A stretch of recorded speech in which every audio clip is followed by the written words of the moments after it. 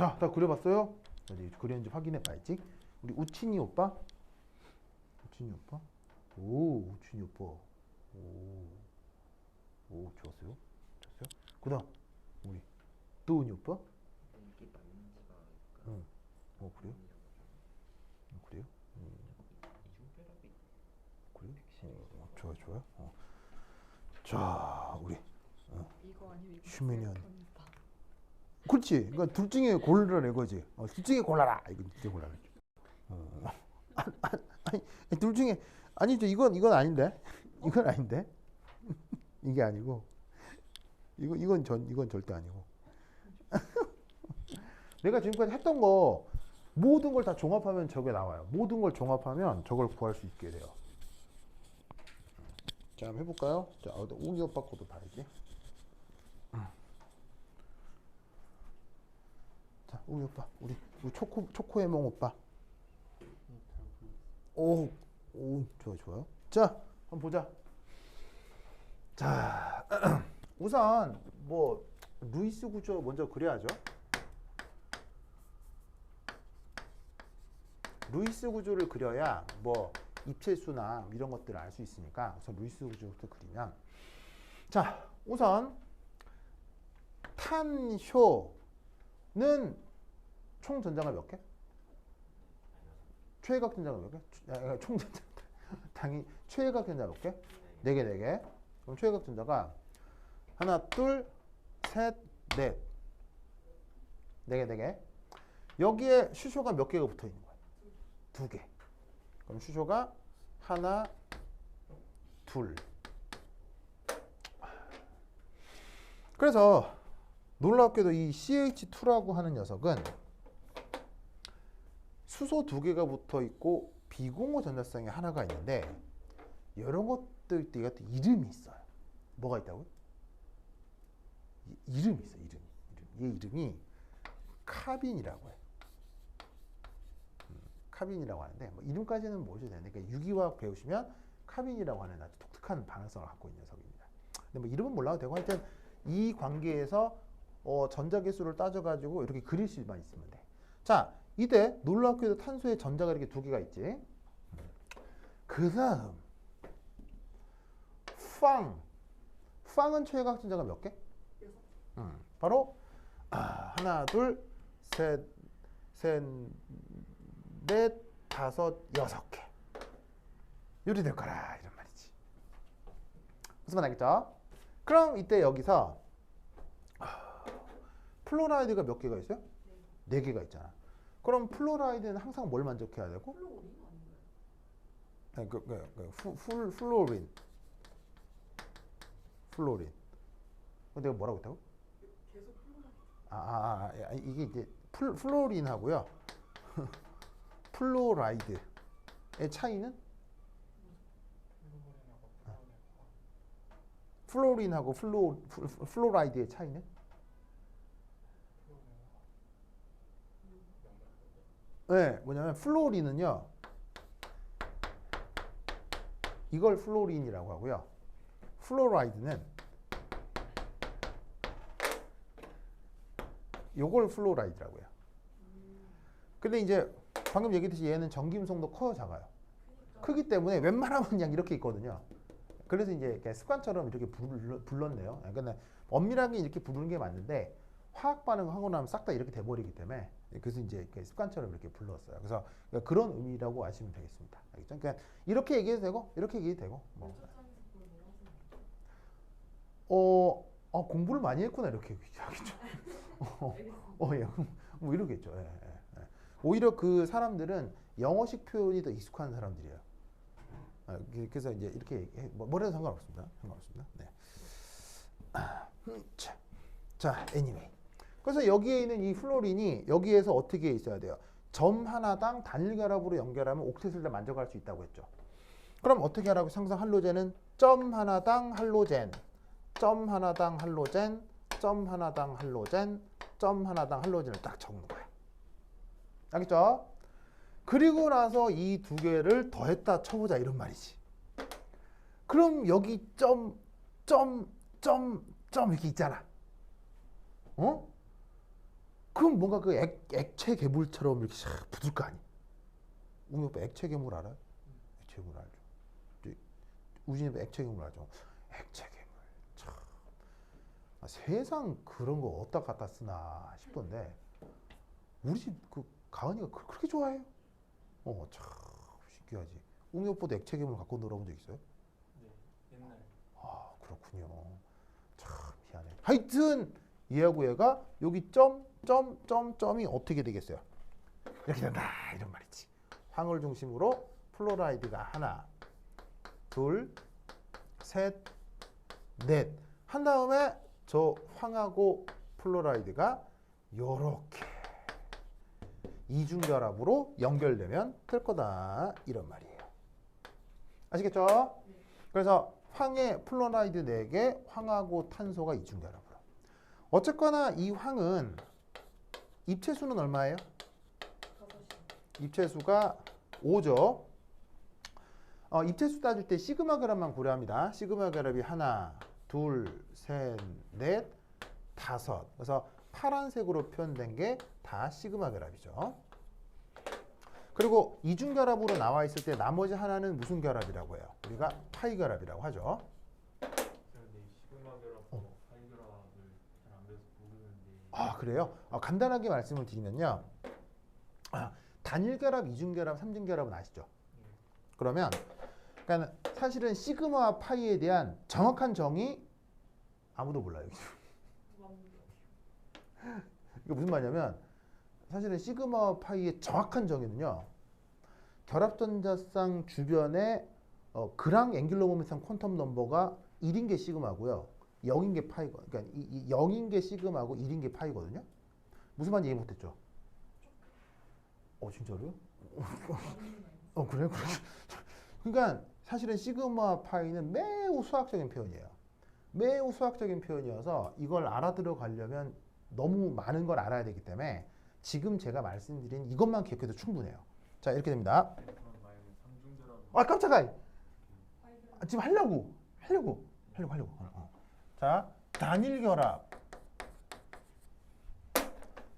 짜잔. 이중 결합. 짜잔. 삼중 결합.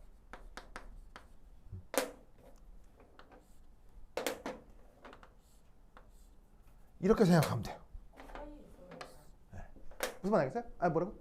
어떻게 그리건 상관없어요. 어떻게 그리건 뭐 위아래로 그리건 그게 왜 상관이 없냐면 불확정성의 원리라고 들어본 적 있죠? 불확정성의 원리가 뭐예요? 불확정성의 원리가 뭐냐면 전자의 위치를 정확하게 알 수 없다. 조금 이제 은유적으로 바꾸면 뭐 운동량 그 표준 편차하고 뭐 위치 표준 편차 곱해서 뭐보다 커야 된다 이건데 예, 그냥 그 은유적으로 좀 표현하면 전자의 위치를 정확하게 알 수 없다죠. 그러니까 파란 걸 시그마로 쓴 거고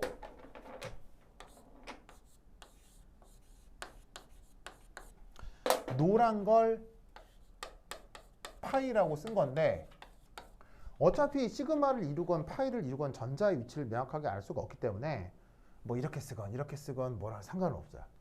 그래서 뭐라고만 생각하면 되냐면 단일 결합은 시그마 결합 하나, 이중 결합은 시그마의 파이 하나, 삼중 결합은 시그마 하나의 파이 둘. 요것만 외워도 입시에서는 아무런 문제가 없어요. 알겠죠? 이것만 기억해요. 뭐 더 필요 없어요. 이렇게 뭐 이렇게 막 핵간축에서 벗어나 있다 뭐 이런 게 있는데 하여튼 뭐 요 정도만 알아도 돼요. 그렇죠?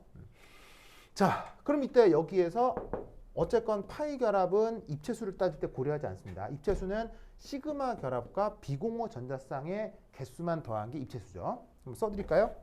입체수는 시그마 전자쌍과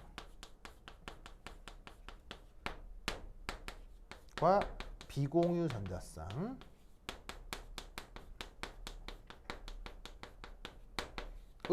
개수합입니다.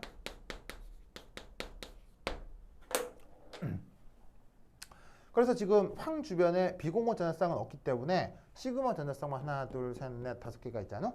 그래서 얘를 지금 입체수 5라고 한 거예요. 파이 결합 있어도 파이 결합은 입체수에 고려되지 않는다. 그럼 입체수가 5일 때 아까 그렸던 뭘 그릴 수 있다는 얘기예요. 삼각 쌍뿔을 그릴 수 있다는 얘기예요. 자, 그러면 그때 입체 구조. 자, 이 경우 뭐다? T, B, P 기본꼴이 나와야 한다는 얘기예요. 입체수가 5니까. 그러면 황을 기준으로 한 방향, 두 방향, 세 방향, 네 방향, 다섯 방향 이렇게 있는데 이런 식으로다가 Z축으로 향하고 있는 방향을 엑시얼 방향이라고 했죠. 그리고 이렇게 서로 간에 120도가 되는 평면에 위치한 방향을 여기다 쓰자.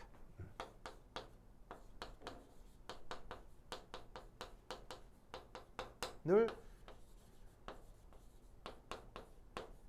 이코토리얼 방향이다 라고 얘기를 했었죠. 이때 내가 어디다가 뭘 채우라고 했어? 어디다가 항상 짜잔 짜잔 이제 그냥 외워야겠죠. 외워. 이 엑시얼 위치에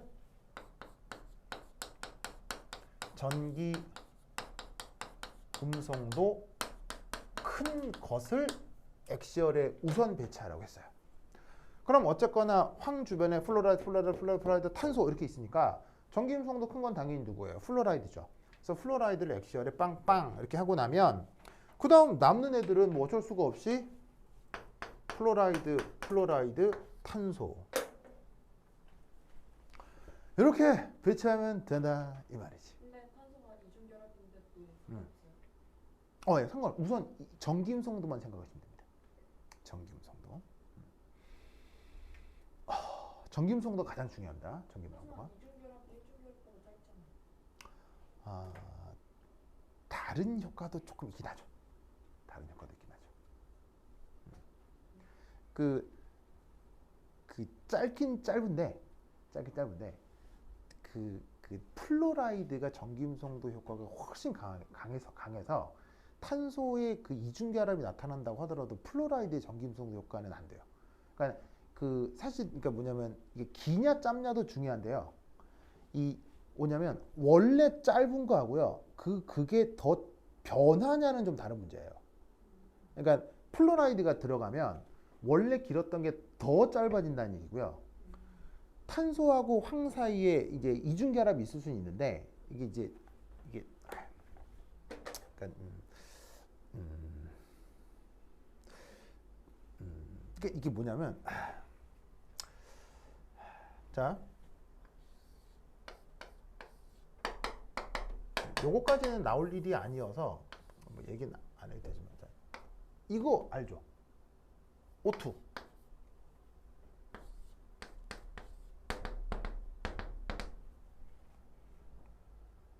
이런 건 있어요 근데? S2? 자, 잘 보시면 황이건 산소건 다 몇 조 원소예요?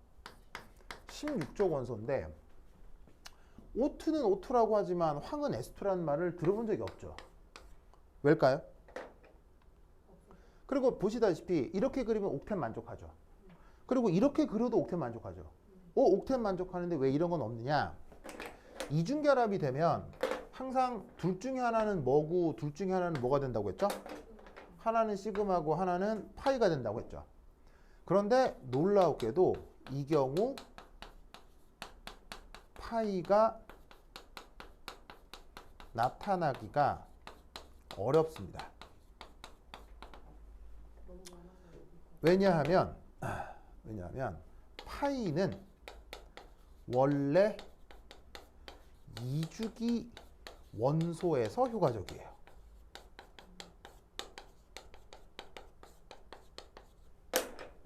이주기 원소에서 잘 나타나요. 그러니까 생각해봐요. 여러분들이 이중결합이라고 그린 거 잘 보시면 자 O2 여기 이중결합 있죠. 그 다음에 CO 3중결합 있죠. N2 3중결합 있죠. 뭐 CO 이중결합 있죠. 다 몇 주기 원소들이에요. 그리고 또 예를 들면 CC 이것도 이중결합 있죠. 다 몇 주기 원소예요.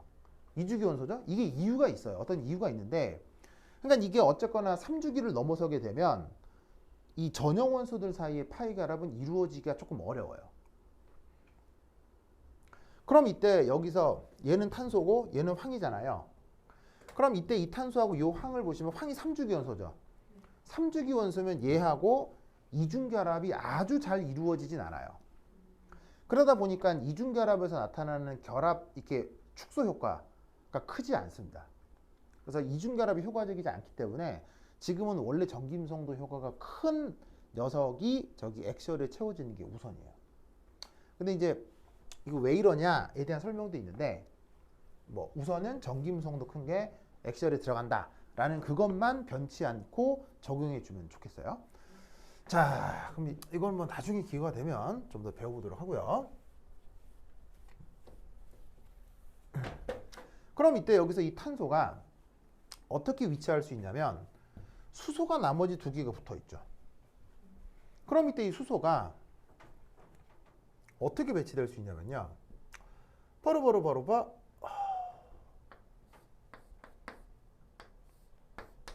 요렇게 배치가 되는 것과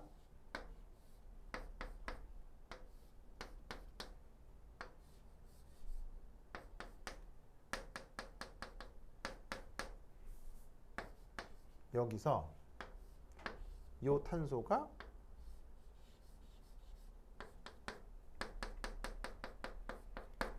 이렇게 수소가 배치되는 것 두 가지로 구분될 수 있어요.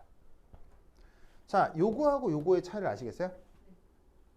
자, 이 녀석은 어떻게 그린 거냐면, 여기에 있는 이 플로라이드, 황 플로라이드, 탄소, 수소, 수소가 요렇게 한 평면을 이룬 거예요. 그런데 이렇게 그린 건 뭐냐면, 요 이코토리얼에 있는 플로라이드와 요 탄소, 수소가 한 평면에 존재하는 거예요.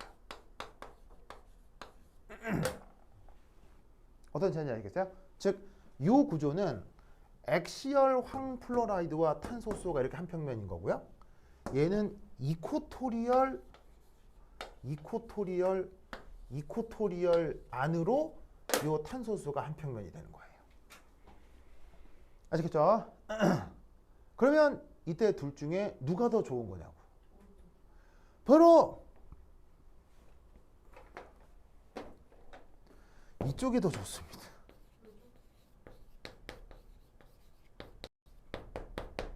아까 이거 기억나요? 이거 기억나요? 아까 그 이중결합이 나타나는 방향 기억나십니까? 뭐를 피해서? 특히나 비공호 전자쌍 같은 것들이 있을 때 그런 것하고의 청력을 최소화하는 방향으로 이 파이 결합이 만들어졌었죠. 그럼 여기서도 어떻게 돼야 되냐면, 자, 만약에 얘하고 얘가 어쨌거나 이중결합이 돼야 되면 그 이중결합은 어떻게 되느냐? 이중결합은 항상 이 탄소가 가지고 있는 p오비탈과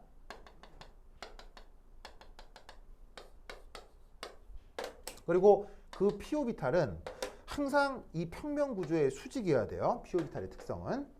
그거와 이 황이 가지고 있는, 중심 원소가 가지고 있는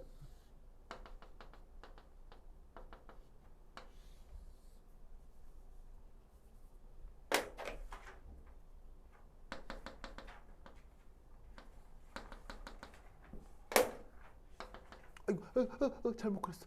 잘못 그렸어. 점선으로 그려야 되는데. 얘는 실선. 왜 실수는 아, 이게 의미가 있는데, 점선으로 그린 건 플러스 함수값을 뜻하는 거고요. 점선으로 그린 건 마이너스 함수값을 뜻합니다. 그래서 p오비탈 같은 경우는 한쪽의 함수값하고 반대쪽 함수값의 부호가 다르다고 하죠. d오비탈은 이쪽 함수값 부호하고 이쪽 함수값 부호가 달라요. 그래서 그거를 이제 뭐 색깔로 표현하기도 하는데 지금 이제 실선 점선으로 표현을 한 겁니다. 이때 이 탄소가 가지고 있는 p 오비탈의 홀전자와 이 황이 가지고 있는 얘는 d 오비탈인데 의 어떤 전자가 요렇게 파이 결합을 형성하는 거예요. 그러면 얘가 구조가 이렇게 돼버리면 이 파이 결합이 누구랑 아주 가깝다? 황 플로라이드 사이에 이 결합 전자쌍하고 이 사이에 청력이 아주 크게 나타나는 거예요. 왜냐하면 거리상 아주 가깝잖아요. 이미 시그마 결합을 하고 있는데 그 황의 d 오비탈에 또 탄소의 pz 오비탈이 관여해서 이 황과 플로라이드, 그 뭐냐면 여기가 수직하다고 했잖아요. 그리고 이 황하고 플로라이드 사이 결합도 이게 액시얼이니까 이 노란 평면하고 얘가 자체가 수직할 거 아니에요. 그러면 이 전자쌍하고 이 전자쌍이 같은 평면에 존재한다고. 그러니까 청력이 크게 나타나겠지. 이게 불리하다고요. 그러면 누가 더 낫다? 이쪽이 낫다는 거죠. 왜? 이 경우는 어떻게 될 거냐면 여기에 있는 이 탄소의 수직한 p 오비탈이 여기에 수직하게 나타날 수 있겠죠. 요 평면에 수직하게. 즉, 요 상황에서 얘를 잡고 지금 요런 평면에서 얘를 이렇게 들어서 이 평면을, 탄소만의 평면을 90도만큼 돌리는 거예요. 그러면 여기에 있는 pz 오비탈이 요 노란 평면에 있다가 90도만큼 돌아가면 pz 오비탈이 이렇게 돌아가면서 앞으로 튀어나와 있는 형태가 될 거라고요. 그럼 이 황에도 그 방향에 맞는 d 오비탈이 있을 거거든요. 이게 그리기 되게 애매하긴 한데. 그다음 d 오비탈이 이렇게 있을 거거든. 그러면 여기서도 요 전자하고 요 전자가 뭘 이룬다? 파이 결합을 이루게 된다고요. 그런데 아까 여기서 뭐가 문제였어요?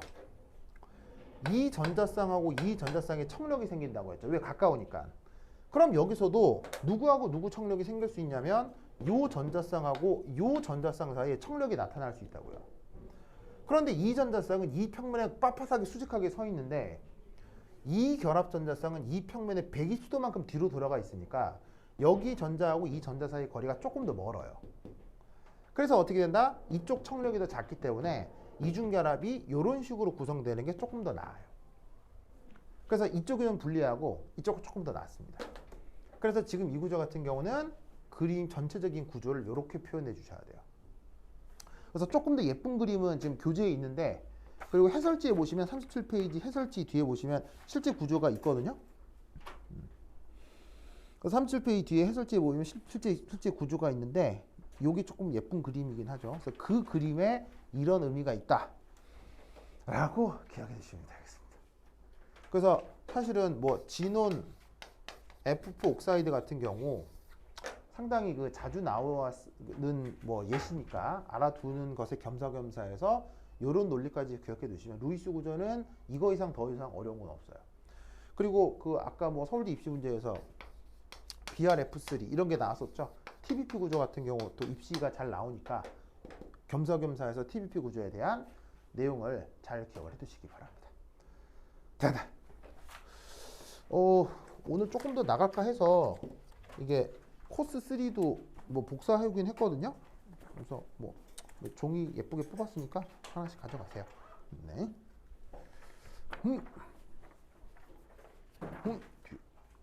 땡큐. 다음 시간에 코스 3 할 건데 코스 3는요.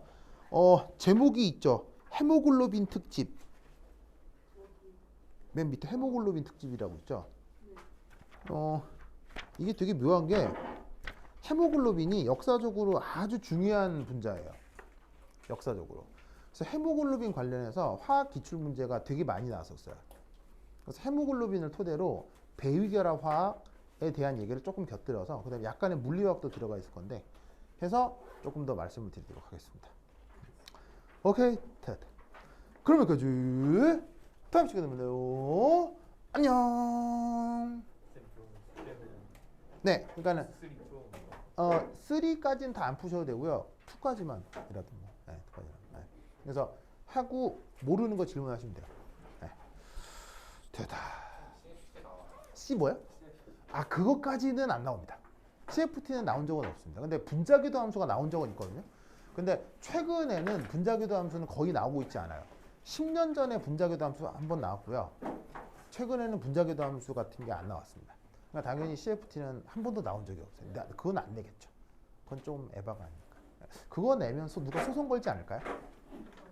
그러니까 일반계 고등학교 학생들이 소송 걸 수도 있을 것 같은데. 그래서 그런 거는 좀 에바가 아닌가 싶어요. 됐다. 헌혈발을 되게 잘 받으시고. 정말로요? 고마워요. 네. 그러면 실물은 아니라니. 그래, 알았어. 그래. 다음 시간에 만나요. 안녕 얘들아. 안녕. 그래. 조심하세요.